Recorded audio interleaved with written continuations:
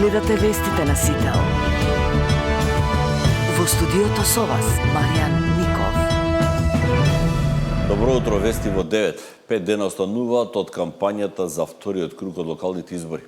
Гласањето е во недела на 2 ноември.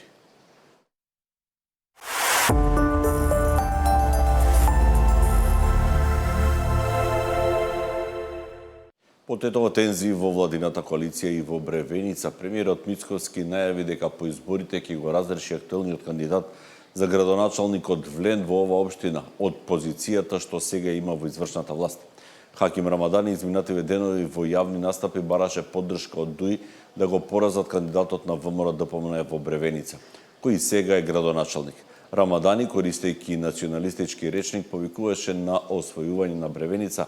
По изборите промени се најавува и во СДСМ, тоа го истакнува лидерот Филипче. Повиците за етничко гласање на поединечни кандидати навреди им штетат на останатите сопартици кои очекуваат поддршката на ВМРО ДПМН во вториот круг.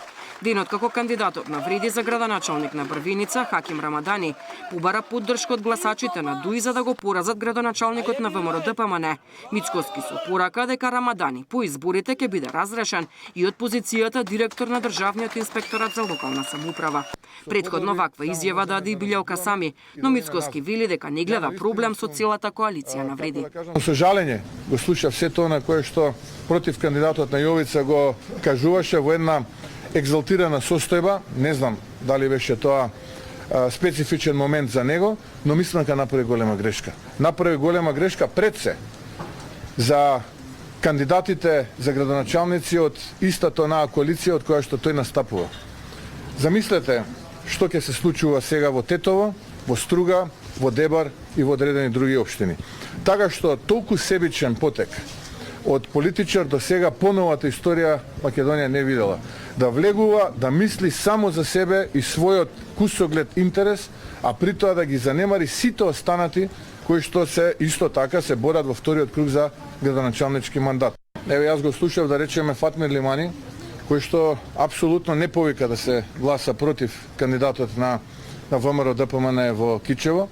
Тоа е прво. Второ, коалицијата вреди испрати соопштение дека не го поддржува Фатмир Дехари како градоначалник, како кандидат за градоначалник во Кичево. Кадровски промени во СДСМ по вториот круг од изборите најавува и Филипче. Вели, иако во одредени општини покрај притисоците врз нивните членови успеале да добијат поголем број гласови, сепак мора да се анализира и пораката на гласачите, особено во скопските општини, каде резултатите не биле според нивните очекувања. Во следните денови, СДСМ ќе одлучи кои кандидати ќе ги поддржи во општините каде нема да се надпреварува во вториот круг. Мултиетничкиот карактер на нашата земја, реално добрите меѓуетнички односи се нешто што треба да останат приоритет. Од друга страна, факт е дека граѓаните многу често гласаат по етничка линија. Меѓутоа, во контекст на прашањето кое што го поставите, во тој дел ние ќе донесеме конечен заклучок за тоа како ќе се поставиме и со кои ќе коалицираме следните неколку денови, најкасно до средина на следнава недела, некаде до среда.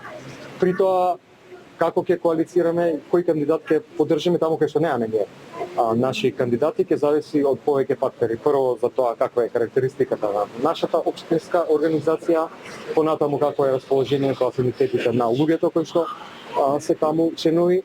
Ако нешто нема да биде на критериум, тоа нема да биде етничката припадност. Разговараме со сите политички чинители, не е тоа само Кичево, Брвеница, станува збор за Скопје, станува збор за тоа што и како ќе се поставиме во Карпуш, во Куманово, меѓутоа дозволете до најкасно среда да го кажем нашиот став.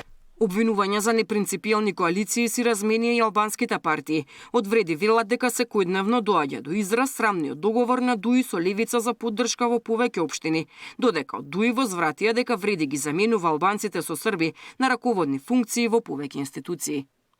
Деспина Тодоровска, Сител телевизија.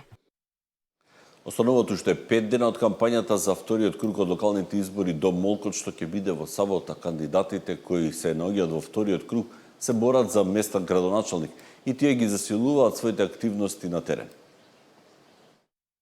Граѓаните од Шуто-Оризари се третирани долго време како граѓани од втор ред.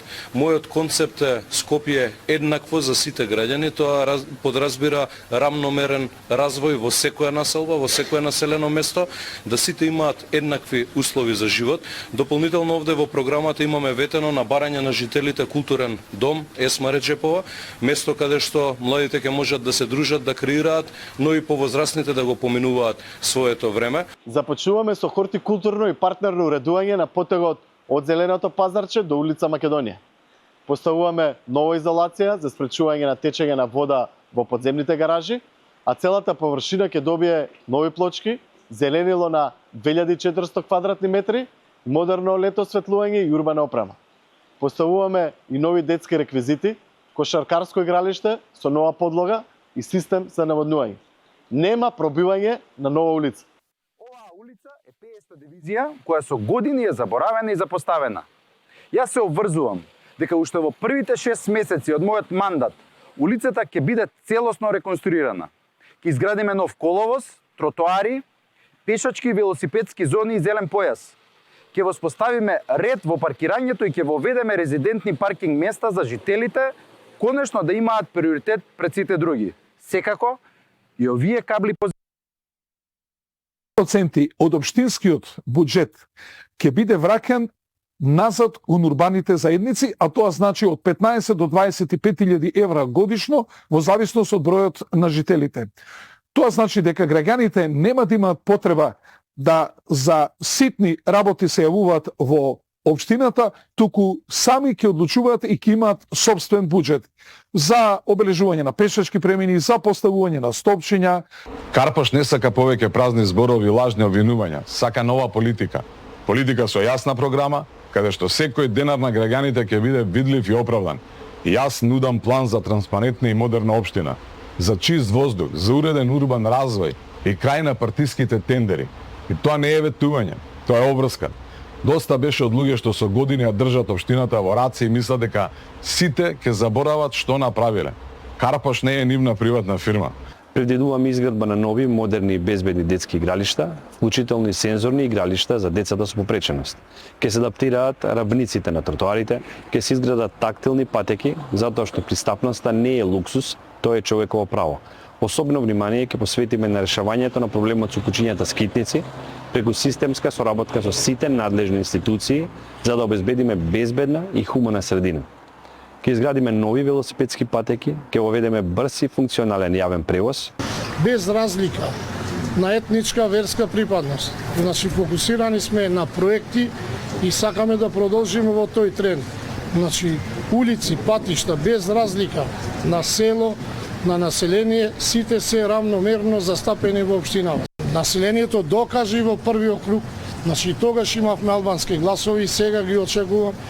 Значи за соживот докажано е и уште еднаш повик во сите. Не сме за омраза, не сме за поделба. Да го постигнеме она што го посакуваме, да на нашите сограѓани во Шуто-Оризари им овозможуваме подобри услови за живот пред се, нели, да има инвестиции во Шуто-Оризари како и во другите општини, да Шуто-Оризари да не биде заборавена општина како до сега, нели, да може да нашите сограѓани да бидат директно вклучени во работењето, односно во носењето на одлуките на општината, нели, целата администрација, буквално да направиме на нова промена.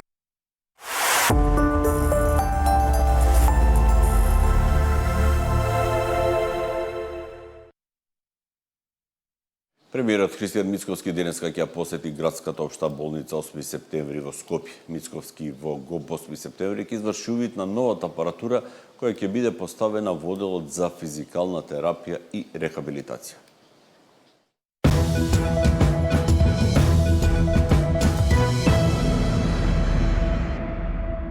Во продолжение след